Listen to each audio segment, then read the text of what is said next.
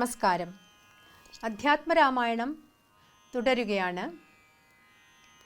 ഇന്ന് കിഷ്കിന്ധ കാണ്ഡത്തിൽ സമ്പാതിവാക്യം, സമുദ്രലംഘന ചിന്ത എന്നീ പംക്തികളാണ് ചൊല്ലാൻ പോകുന്നത്.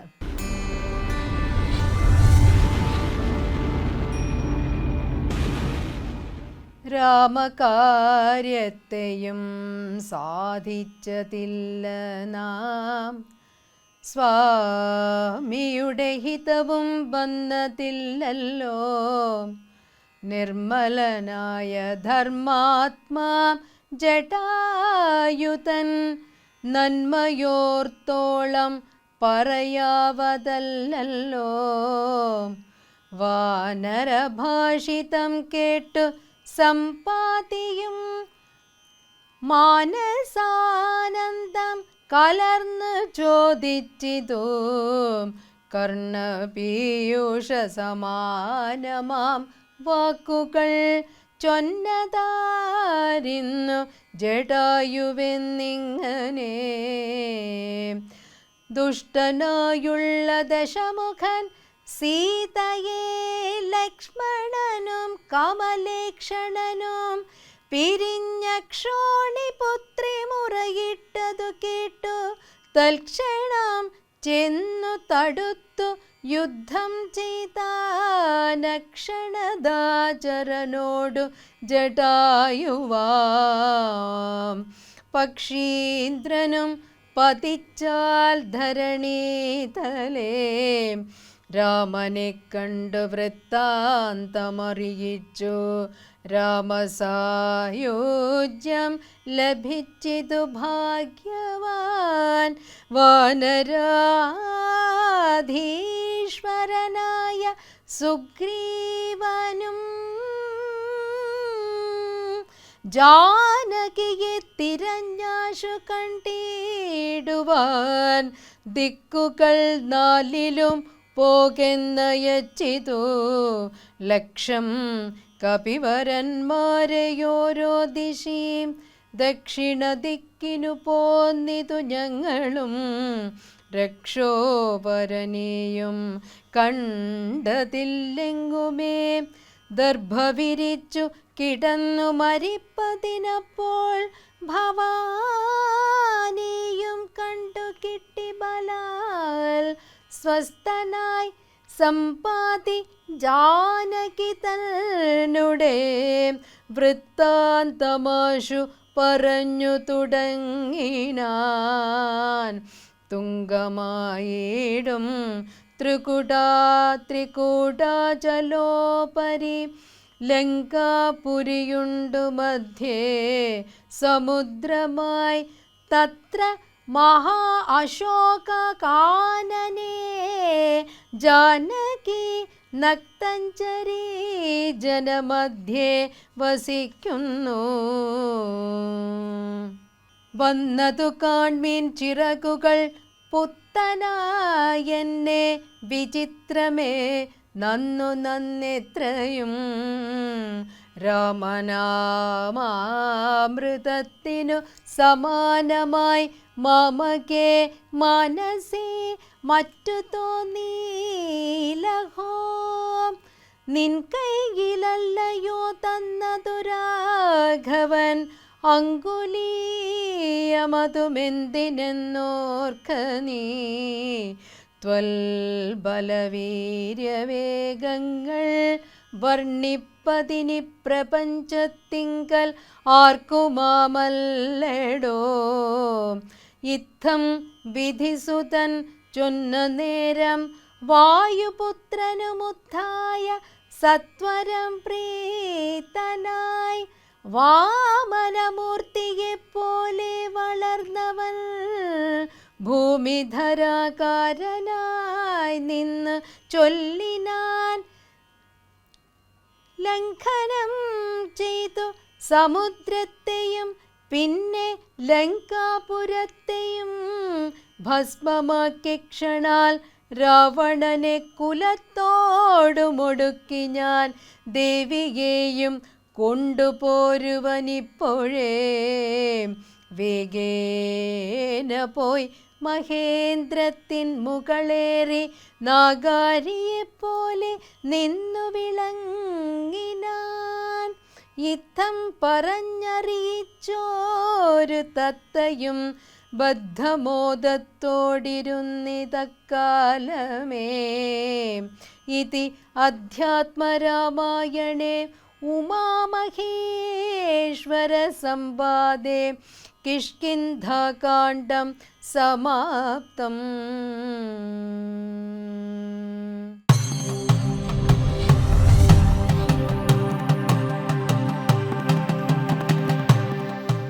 പ്രിയ സജ്ജനങ്ങൾക്ക് സാദര നമസ്കാരം. എല്ലാവർക്കും രാമായണ മാസത്തിലേക്ക് സ്വാഗതം. നമ്മൾ ആരണ്യകാണ്ഡത്തിലൂടെ ചിന്തിച്ചുകൊണ്ടിരിക്കുമ്പോൾ അതിൻ്റെ ഒരു അവസാന ഭാഗത്ത് തൻ്റെ സഹധർമ്മിണിയെ നഷ്ടമായിരിക്കുന്നു എന്ന സത്യത്തെ ശ്രീരാമൻ തിരിച്ചറിയുന്ന നിമിഷം, ലക്ഷ്മണൻ ഓടി വരുന്നത് കണ്ടപ്പോൾ അപകടത്തെ മണക്കുകയാണ്. മാരീചനാണ്, രാക്ഷസനാണ്, എന്തോ സംഭവിച്ചിട്ടുണ്ട് എന്ന ബോധ്യം രണ്ടു പേർക്കും ഉണ്ടാകുന്നു. അവരാശ്രമത്തിലേക്ക് ഓടിയെത്തുമ്പോഴേക്കും സീതാദേവിയെ കാണുന്നില്ല. പിന്നീട് അങ്ങോട്ടൊരു പച്ചയായ മനുഷ്യനായിട്ട് രാമൻ പൊട്ടിപ്പൊട്ടിക്കരഞ്ഞുകൊണ്ട് മരങ്ങളോടും മൃഗങ്ങളോടും പക്ഷിമൃഗാദികളോടൊക്കെ ചോദിക്കുകയാണ്, എൻ്റെ സീതയെ കണ്ടോ, എൻ്റെ സീതയെ കണ്ടോ എന്ന്. രാമായണത്തിലൊരു ഉപകഥയായിട്ട് മറ്റൊരു സംഭവമുണ്ട്. ഈ സമയത്ത് ആകാശത്തിലൂടെ കൈലാസത്തിലേക്ക് പോവുകയായിരുന്നു ഉമാ മഹേശ്വരന്മാർ. ഇത് കണ്ടപ്പോൾ ഉമ പരമേശ്വരനോട് ചോദിച്ചു, ഇതാരാണ്? ഇത് രാമനാണ്. രാമൻ? അതെ, മഹാവിഷ്ണുവിൻ്റെ 7ാമത്തെ അവതാരമാണ്. ഇദ്ദേഹം എന്താണ് ഒരു ഭ്രാന്തനെ പോലെ ഇങ്ങനെ കരയുന്നത്?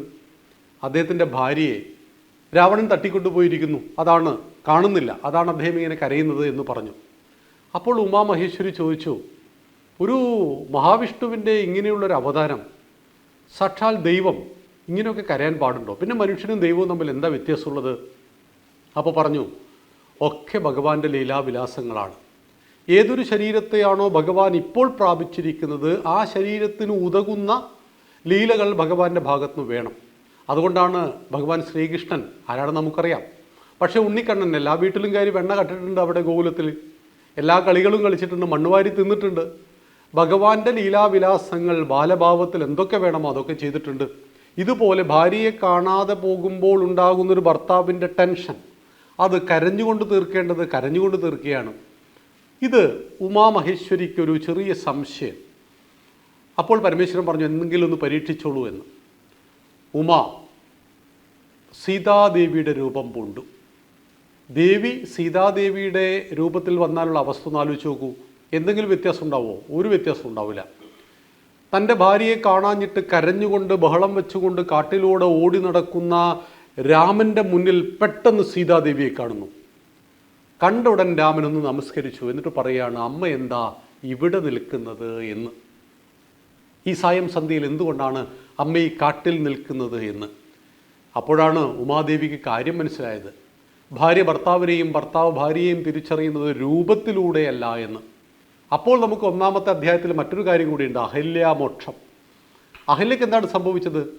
ദേവേന്ദ്രനെ കണ്ടപ്പോൾ മോഹിച്ചു പോയതാണ്. ഒരു മാത്രം തെറ്റ് സംഭവിച്ചു, തൻ്റെ ഭർത്താവിൽ നിന്ന് ശാപവും ലഭിച്ചു. ശില പോലെ ജീവിച്ചു. രാമായണത്തിൽ മൂലഗ്രന്ഥത്തിൽ ശിലയായില്ല, ശില പോലെ വളരെ തെറ്റ് പറ്റിയത് മനസ്സിലാക്കി പ്രായശ്ചിത്ത കർമ്മത്തെ മനസ്സിലാവാഹിച്ച് വർഷങ്ങൾ രാമനെ കാണുവാൻ വേണ്ടി ശില പോലെ ജീവിച്ചു. ഒടുവിൽ അഹല്യാദേവി രാമനെ കാണുന്നു, അഹല്യക്ക് മോക്ഷവും ലഭിക്കുന്നു എന്നുള്ളതാണ്. അപ്പം ഇവിടെയാണ് തൻ്റെ ഭാര്യയെ കാണാഞ്ഞിട്ട് പരക്കം പായുന്ന രാമന് ഉമാമഹേശ്വരി സീതയുടെ വേഷത്തിൽ വന്നപ്പോഴും കൃത്യമായി തിരിച്ചറിയുവാൻ കഴിയുന്നു എന്നതാണ് ഒരു ഭാര്യാഭർത്തൃബന്ധത്തിൻ്റെ എല്ലാം ആഴത്തിലുള്ള പഠനം. എന്നും സീതാരാമന്മാർ എന്ന് പറഞ്ഞാൽ എക്കാലത്തെയും ഉദാത്തമായ ദാമ്പത്യ ബന്ധത്തിൻ്റെ ഒരു മകുടോദാഹരണം കൂടിയാണ്. അങ്ങനെ സീതാദേവി നഷ്ടപ്പെട്ടിരിക്കുന്നു, സീതയെ കണ്ടെത്തണം. അങ്ങനെ കണ്ടെത്തുവാൻ എന്തു ചെയ്യണം? അപ്പോഴാണ് ഭഗവാൻ അലയുന്നത്. ആ സമയത്ത് നമ്മുടെ 4-ാമത്തെ കാണ്ഡം ആരംഭിക്കുകയാണ്, കിഷ്കിന്ധാകാണ്ഡം.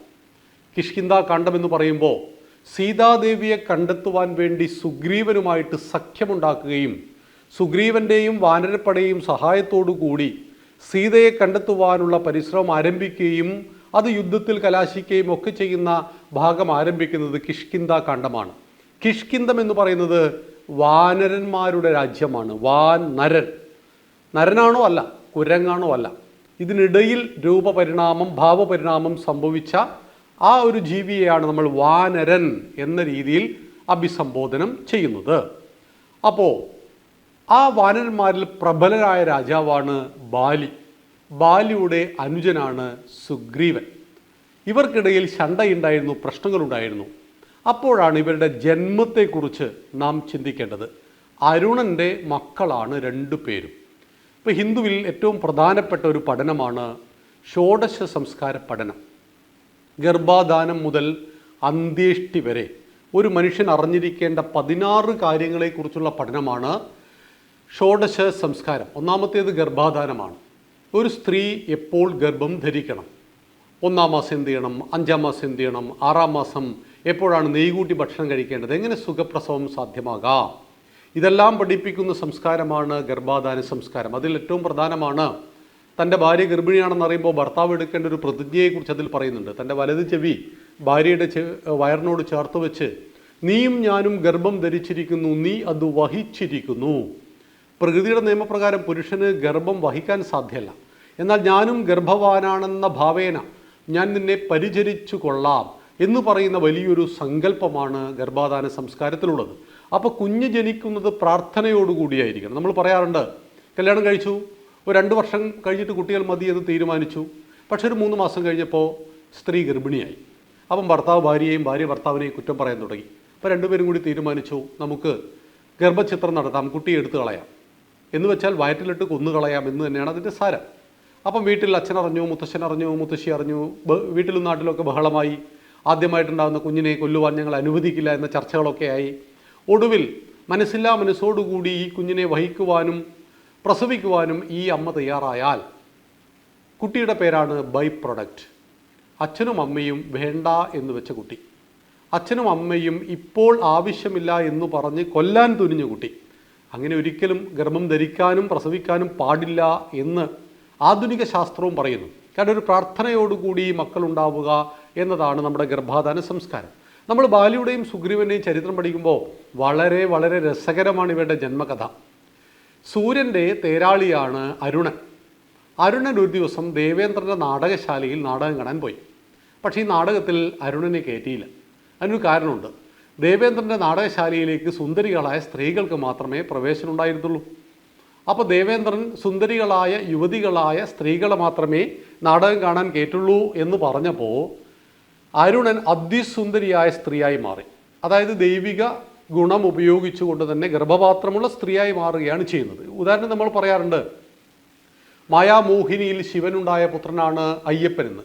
അപ്പോഴാണ് നമ്മുടെ കുരിപ്പുഴ ശ്രീകുമാറിനെ പോലെയുള്ള ആളുകൾ ചോദിക്കുന്നത്, സ്വവർഗരതിയുടെ സന്താനമാണ് അയ്യപ്പൻ. അങ്ങനെയല്ല, മഹാവിഷ്ണു മോഹിനിയായി മാറുമ്പോൾ വൈകുണ്ഠനാഥൻ അവിടെ തന്നെയുണ്ട്.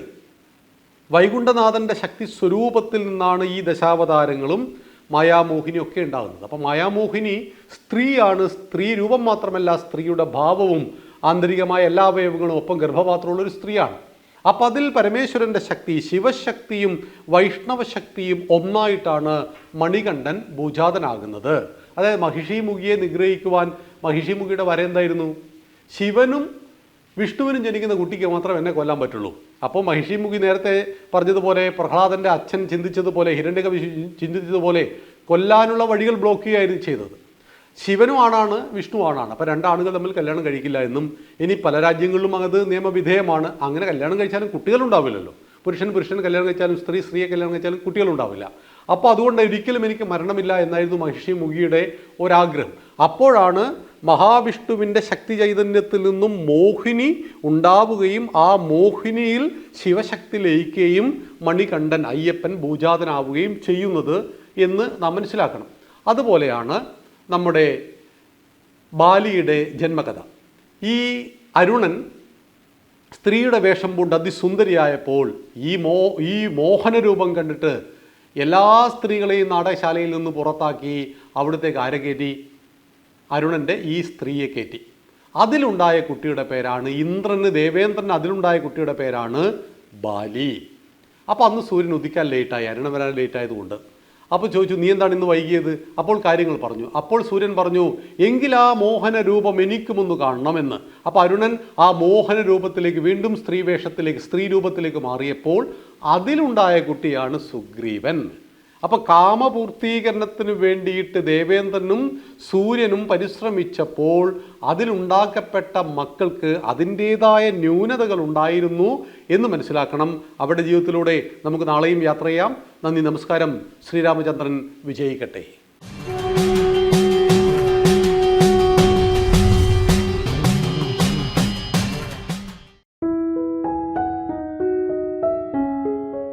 ശ്രീരാമ പാദസ്പർശമേറ്റ രാമക്കല്ലും ശ്രീരാമനാമം കേട്ടുണരുന്ന ഒരു ഗ്രാമവും.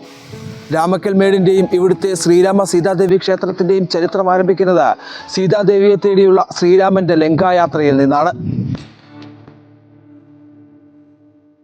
ത്രേതായുഗ കാലത്ത് സീതാദേവിയെ തേടിയുള്ള യാത്രയിലാണ് ശ്രീരാമൻ ഈ മനോഹര ഭൂമിയിലെത്തിയത്. ലങ്കയിലേക്കുള്ള ദിശ നോക്കിയതും സേതുബന്ധനത്തിനായി ശ്രീരാമൻ രാമേശ്വരം തിരഞ്ഞെടുത്തതും ഇവിടെ നിന്നാണെന്നാണ് വിശ്വാസം.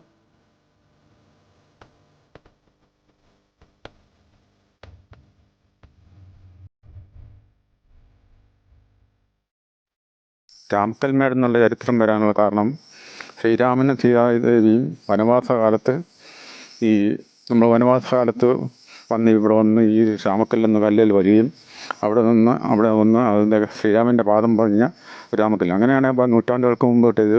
ഒരു 100 വർഷങ്ങൾക്ക് മുമ്പ് തന്നെ രാമക്കല്ല് എന്ന ശ്രീരാമനും സീതാദേവിയും ഒരുമിച്ച് ഇവിടെ വന്ന് വനവാസകാലത്ത് വന്നതിൻ്റെ ഇതായിട്ടുള്ള തെളിവായിട്ട് ഒരു പാദം, ശ്രീരാമൻ ഭഗവാന്റെ പാദം പതിഞ്ഞ സ്ഥലമാണ് ആ കല്ല്, രാമക്കല്ല്. അങ്ങനെയാണ് ഇത് രാമക്കൽമേട് എന്നുള്ള ക്ഷേത്രം പേര് വരുന്നത്. ഉൽപ്പത്തി അങ്ങനെയാണ്. ഞാൻ ഇവിടെ നൂറ്റാണ്ടുകളായിട്ട് തന്നെ രാമൻ സീതാദേവിയും വരുമ്പോൾ ദുർഗാദേവി അവർക്ക് വഴികാട്ടി കൊടുക്കുന്ന ഒരു ക്ഷേത്രമുണ്ട്. അതിനകത്ത് ദുർഗാദേവിയുടെ ഒരു ചൈതന്യം ഇവിടെ നിലനിൽക്കുക. അങ്ങനെ ആദ്യകാലങ്ങളിൽ ദുർഗാദേവിയാണ് ഇവിടെ പൂജിച്ചത്. അത് കഴിഞ്ഞതിന് ശേഷമാണ് ക്ഷേത്രം തന്ത്രിയുമായിട്ട് ദേവപ്രശ്നം വിറ്റുള്ളതാണ് ഇവിടെ മെയിനായിട്ട് ശ്രീരാമനും സീതാദേവിയും വനവാസകാലത്തോട് വരികയും ഇവിടെ വന്ന് താമസിക്കുകയും ചെയ്തിട്ടുള്ളതിൻ്റെ ഒരു ഐതിഹ്യം. അത് ചരിത്രപരമായ ഒരു ഐതിഹ്യം. അതിന് തെളിവുണ്ട്. എന്ന് ഞാൻ ശ്രീരാമനും സീതാദേവിയും ഇവിടെ വന്ന് താമസിച്ചതിൻ്റെ പാദം പതിഞ്ഞ ഇതുണ്ട്. അതിനുശേഷമാണ് നമ്മളിവിടെ ശ്രീരാമനും സീതാദേവിയുടെയും പ്രതിഷ്ഠാ കർമ്മങ്ങൾ നടത്തിക്കൊണ്ടിരിക്കുന്നത്. ശ്രീരാമ പാദസ്പർശമേറ്റ രാമക്കല്ലിനടുത്താണുള്ളത്. എന്റെ പിന്നിൽ കാണുന്ന ഈ വലിയ കല്ലിൽ നിന്നാണ് സീതാന്വേഷണ കാലത്ത് രാമൻ ദിശ നോക്കിയതെന്നാണ് വിശ്വാസം. ഈ മലയുടെ അടിവാരത്തായാണ് വാനരപ്പട പാളയമടിച്ചിരുന്നത്.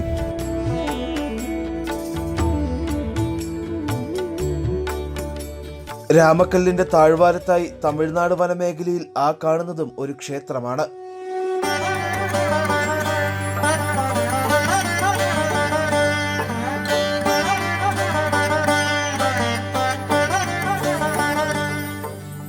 ശ്രീരാമനൊപ്പം എത്തിയ വാനരപ്പട പാളയമടിച്ചു എന്ന് കരുതപ്പെടുന്ന സ്ഥലമാണത്. പിൻകാലത്ത് അവിടെ ഒരു ക്ഷേത്രം നിർമ്മിക്കപ്പെട്ടു. പിന്നീട് ആ സ്ഥലം ഹനുമന്തപ്പെട്ടി എന്ന് അറിയപ്പെട്ടു തുടങ്ങി.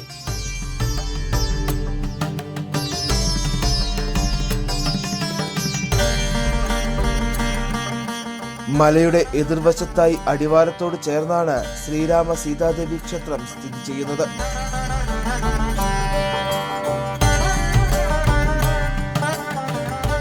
ശ്രീരാമനെയും സീതാദേവിയെയും ഒറ്റപ്പീഠത്തിൽ പ്രതിഷ്ഠിച്ചിരിക്കുന്ന അപൂർവ ക്ഷേത്രങ്ങളിലൊന്നാണ് രാമക്കൽമേട്ടിലെ ശ്രീരാമ സീതാദേവി ക്ഷേത്രം.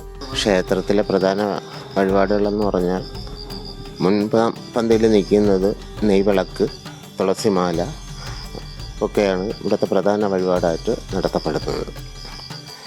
പിന്നെ ദുർഗാദേവിക്ക് ഇത് ഭഗവതി സേവ, ഇങ്ങനെയുള്ള കാര്യങ്ങൾ ഒക്കെയാണ് ഈ ക്ഷേത്രം സംബന്ധിച്ചുള്ളത്.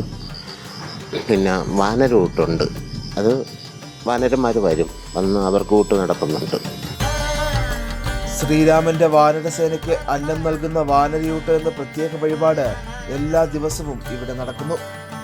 ഓരോ ദിവസവും 100 കണക്കിന് ഭക്തരാണ് ക്ഷേത്രത്തിൽ ദർശനം നടത്തി മടങ്ങുന്നത്. രാമായണ മാസത്തിൽ ക്ഷേത്രത്തിലേക്ക് എത്തുന്ന ഭക്തരുടെ എണ്ണത്തിൽ ക്രമാതീതമായ വർധനവും ഉണ്ടാകും. വിശേഷാൽ പൂജകളും ക്ഷേത്രത്തിൽ നടക്കുന്നു.